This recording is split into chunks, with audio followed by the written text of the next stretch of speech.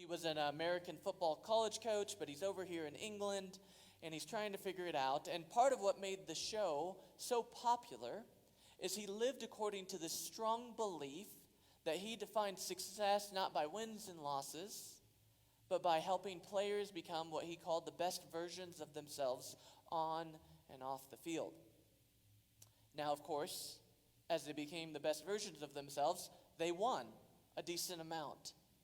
And so this is interesting, as he said he didn't really care about wins and losses, and yet they won more when they focused on this thing. So how does this work for them, and how does it work in our world?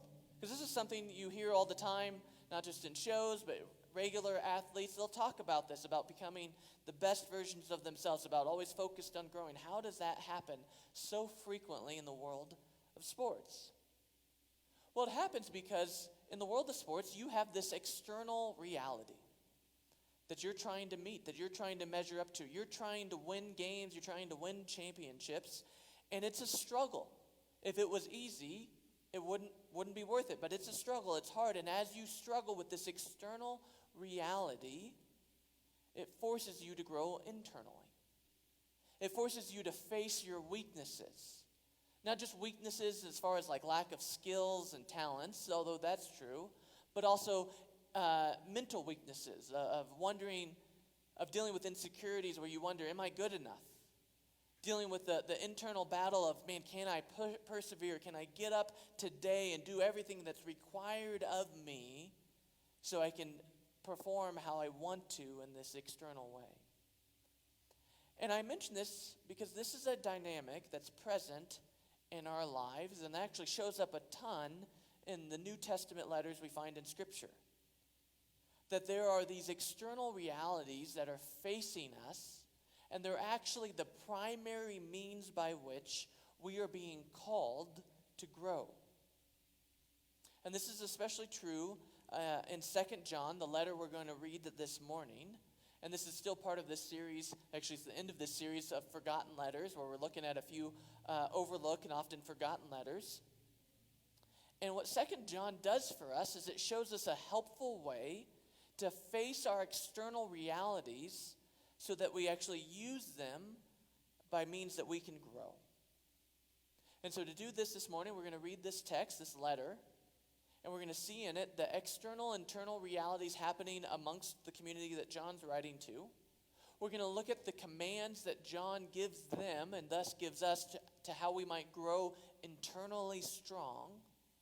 And then third, we're going to look at how our internal strength is tested and guided by external realities in our world. So to start, let's look at our text. It's the whole letter of 2 John. Hear these words from the book that we love. The elder, to the lady chosen by God and to her children, whom I love in the truth, and not I only, but also all who know the truth, because of the truth which lives in us and will be with us forever. Grace and mercy and peace from God the Father and from Jesus Christ, the Father's Son, who will be with us in truth and love. It has given me great joy to find some of your children walking in the truth, just as the Father commanded us. And now, dear lady, I am not writing you a new command, but one we have had from the beginning. I ask that we love one another. And this is love, that we walk in obedience to his commands. As you have heard from the beginning, his command is that you walk in love. I say this because many deceivers who do not acknowledge Jesus Christ as coming in the flesh have gone out into the world. Any such person is the deceiver and the Antichrist. Watch out that you do not lose what we have worked for, but that you may be rewarded fully. Anyone who runs ahead and does not continue in the teaching of Christ does not have God. Whoever continues in the teaching has both the Father and the Son.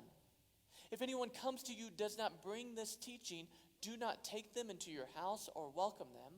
Anyone who welcomes them shares in their wicked work. I have much to write to you, but I do not want to use paper and ink. Instead, I hope to visit you and talk with you face to face, so that our joy may be complete. The children of your sister, who is chosen by God, send their greetings. So this is a short letter, and you got to kind of pay close attention to see the context that the letter's written in, which is that this letter, like many letters in the New Testament, is addressing false teachers that are coming to the community. And this leads John to tell them in verse 10, if anyone comes to you and does not bring this teaching, do not take them into your house or welcome them. So what's going on?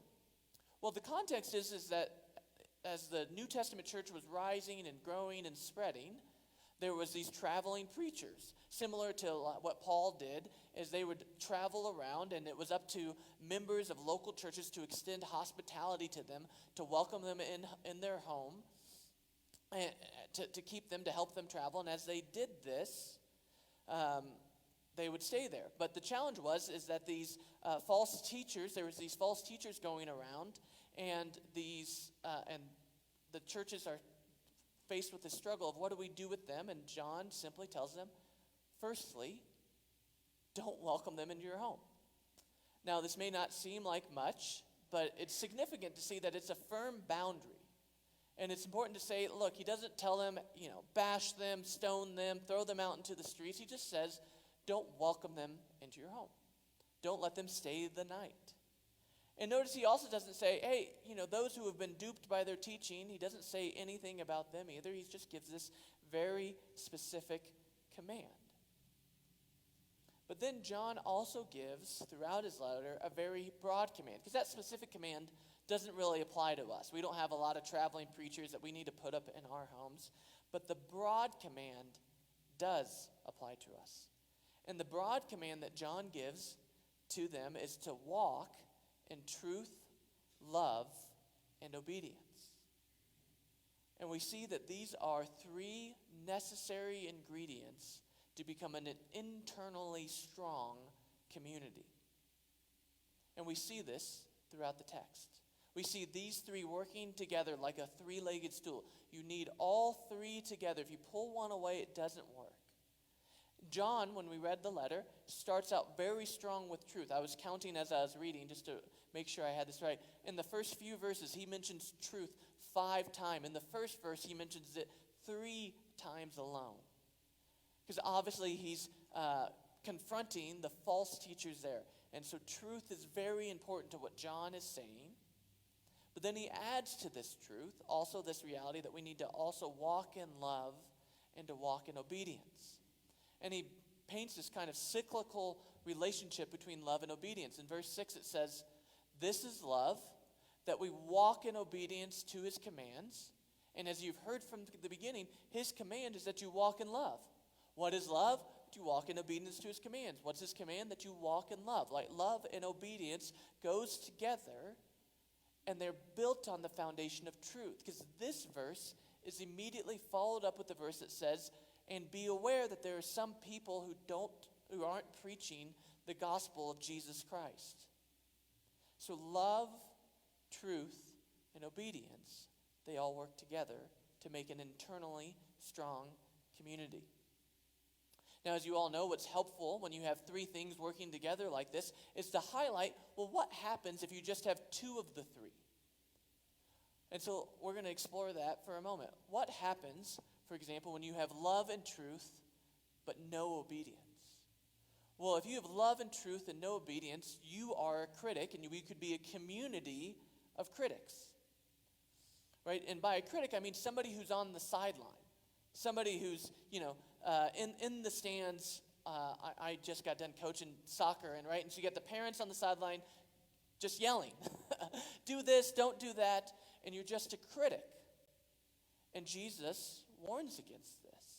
One example of this is recorded in Luke's gospel. He tells to the experts in the law, he says, and you experts in the law, woe to you, because you load people down with burdens they can hardly carry, and you yourselves will not lift one finger to help them. Right? Jesus is saying, you think you know what they ought to do over there, what they should do over there, but you're not doing anything yourselves to actually help them in their lives. A modern day example of this is a lot of the political bickering we've all seen over the years. Often it plays out like this, and this is broad generalizations. Often you'll have Democrats say, hey, there's a problem out in the world. there should be a government program that helps this problem. And you'll often have conservatives say, or Republicans say, I don't want to spend any more tax money for the government program to do this thing. And what ends up happening is you have the two parties, they bicker with each other about what the government ought to do about this problem, but they themselves, we ourselves, don't actually do anything with our lives to address the problem. We're just critics on the sideline.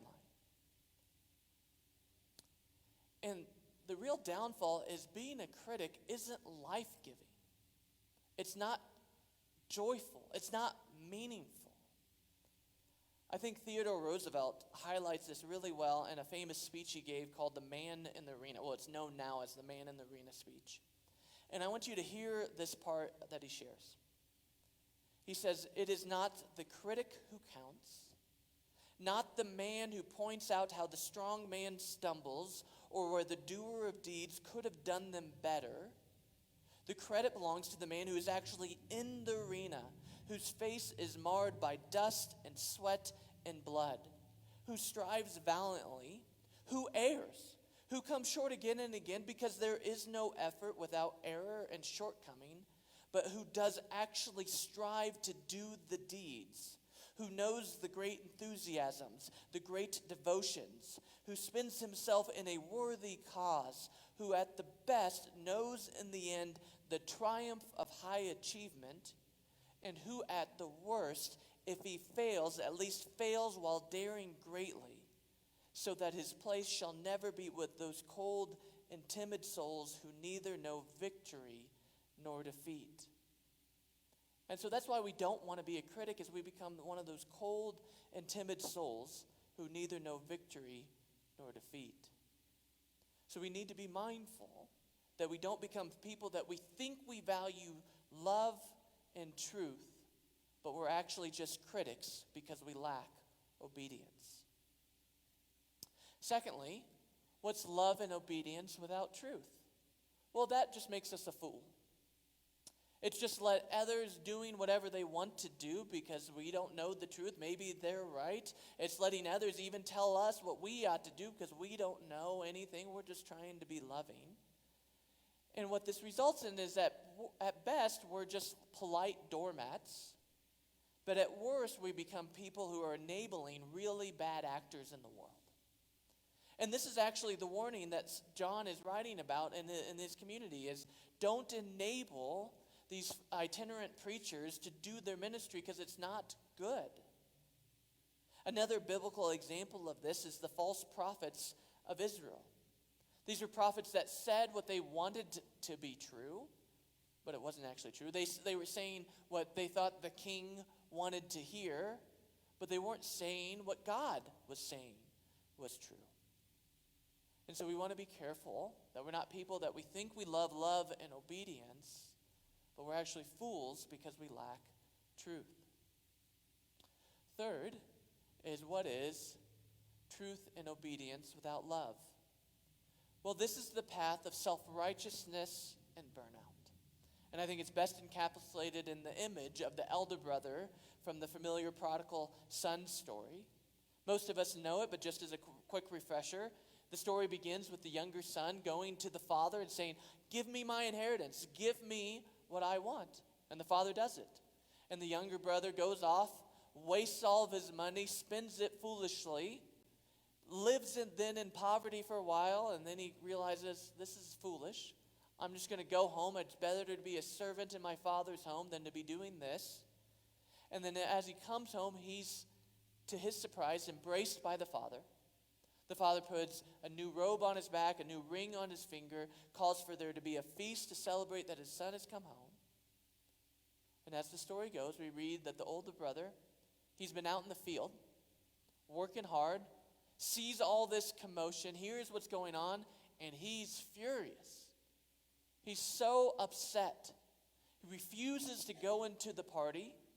And finally, the father comes out to him, and when the father gets to him, he lets the father have it. The older brother says, "Look, all these years I've been slaving for you and never disobeyed your orders. Yet you never gave me even a young goat so I could celebrate with my friends. But when this son of yours who has squandered your property with prostitute prostitutes comes home, you kill the fattened calf for him. And the father gently responds, my son, you are always with me, and everything I have is yours, but we had to celebrate and be glad, because this brother of yours was dead and is alive again. He was lost and is found. The older brother was so focused on truth. He was focused on what was right and wrong. He was so focused on being obedient, but he missed the forest for the trees. Because truth and obedience, they're the means by which we love. And if you lose love, then you're going to become self-righteous for a time, but eventually you will be burned out and become very bitter. So we need to be careful not to become people who think we value truth and obedience, but we're really just like the elder brother because we lack love. And I keep saying, think we value these things, because if you only value two of the three, you don't actually value those true.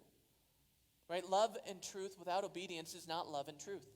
Love and obedience without truth is not love and obedience. And truth and obedience without love is not truth and obedience. That all three have to work together to have any one of them at all.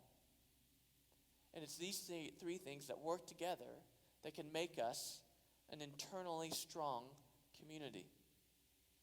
But here's the question to ask, is how would we actually know how strong we are? Obviously, on the one hand, everybody, any community, anywhere, we're like, well, I don't do any of this perfectly, but how strong are we? Well, this is where we see in our letter, and not just this letter, other New Testament letters, and in our own lives, is we only know how strong we are based on how we respond to these external realities that come our way. A very simple way to think about it is you know the strength of a chair or stool when you sit in it. In the same way, you know how strong a community is when it faces external difficulties. And this is true of communities of all sizes, whether large ones or very small ones. If you think of the smallest community of a marriage between a man and a woman, right, you'd only know how strong that marriage is after or while going through difficulties, facing external realities that are hard. You can't say you have a strong marriage when everything's going easy. That's not a strong marriage. You just have everything going easy. And that's the same is true for the broader community, for our community as a church.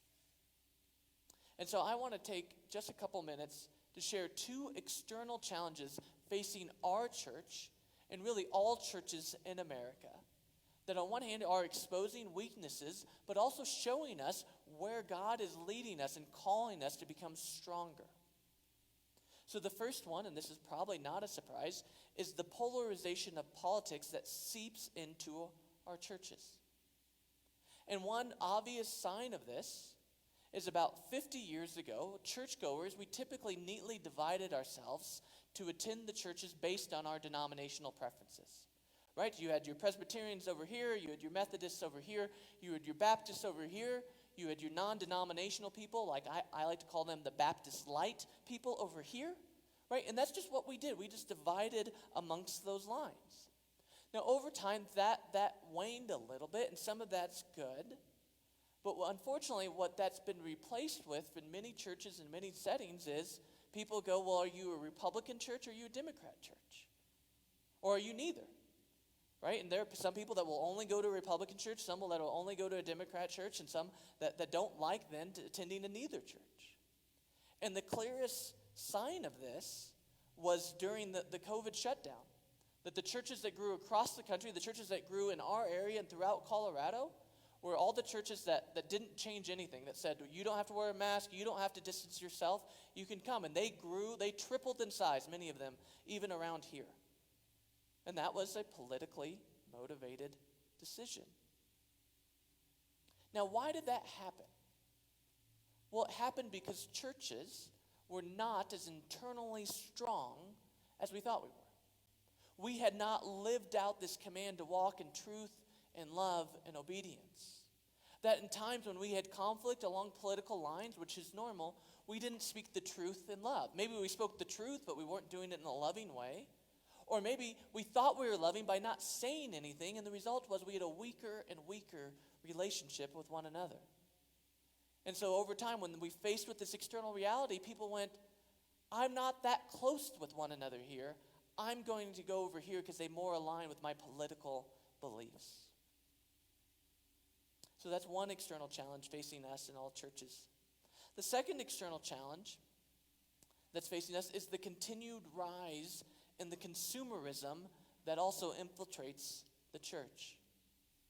Again, this is really hard because we're Americans and we've been used to this. This is the air we breathe, the water we swim in, that we say again and again. We have so many options that we can often say, ask ourselves the question, is this giving me what I want? And that's fine to say it about your department store or grocery store or at a restaurant or your TV service that you choose. Are these the shows I really like? That's fine. But that question starts to become the question that we bring to every situation we're in. We look at the schools we send our kids to and we go, is this what I want? We think of in our neighborhoods, we go, is this neighborhood giving me what I want? We do that at church. Is this church giving me what I want?